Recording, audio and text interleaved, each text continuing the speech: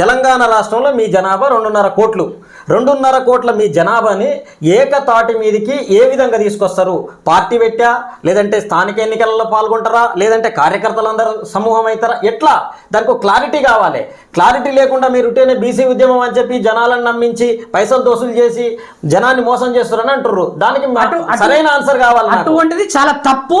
ఇలా తెలంగాణ ఉద్యమం కూడా సుమారుగా కేసీఆర్ గారు 14 సంవత్సరాలు నడపడం జరిగింది. కాబట్టి అటువంటిది తప్పు. ఎవరైనా కానీ ఉద్యమం చేసేటప్పుడు ప్రజలకు తీసుకుపోవడం జరుగుతుంది. ఎవరి దగ్గర ఎవరు డబ్బులు వసూలు చేయరు. మా బీసీలే ఇవాళ 2.5 కోట్ల మంది ఉన్నాము. 2.5 కోట్ల మంది అంటే సుమారుగా 200 రూపాయలు చేసుకున్నా కానీ 200 రూపాయలు వేసుకొని పార్టీ పెట్టినా కానీ 500 కోట్ల రూపాయలు అవుతాయి. ఇలా ఎవరిని మేమెందుకు అడుగుతామయ్యా? ఎవరిని మేమెందుకు అడుగుతాము? కుట్ర. అది సోషల్ మీడియా వాళ్ళకు పెద్ద పెద్ద ఛానల్ ఉన్నాయి. వాళ్ళకు పెద్ద పెద్ద ఛానల్ ఉన్నాయి. V6 ఉంటే కాంగ్రెస్ కు బీజేపీ గురించి మాట్లాడుతుంటాడు వాడు. V6 ఉంటే అదే టీఆర్ఎస్ టీ న్యూస్ అనేది ఉంటే టీ న్యూస్ ఎప్పుడు చూడగానే కేసీఆర్ బీఆర్ఎస్ గురించి చెప్పడం జరుగుతుంది. ఇప్పుడు బీసీల మీద అగ్రకుల కుట్ర జరుగుతుంది. ఏది వీళ్ళు డబ్బులు దందా చేస్తారని దాన్ని మీరు ఎందుకు తిప్పికొట్టలేకపోతారు?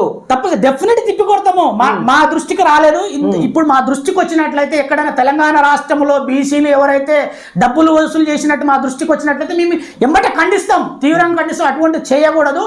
గతంలో ఎవడో చేసినని అని ఈ విధంగా ఈ మలిదశ ఉద్యమం, ఇది ఉద్యమంలో ఇలా చాలా చైతన్యం అయిపోయారు. ఎక్కడ పోయినా కానీ మా బీసీలు ఇలా చాలా చైతన్యం అయిపోయారు. ఇప్పుడు నిన్న మన జేకే ఫంక్షన్లో కూడా కట్కేసర్లో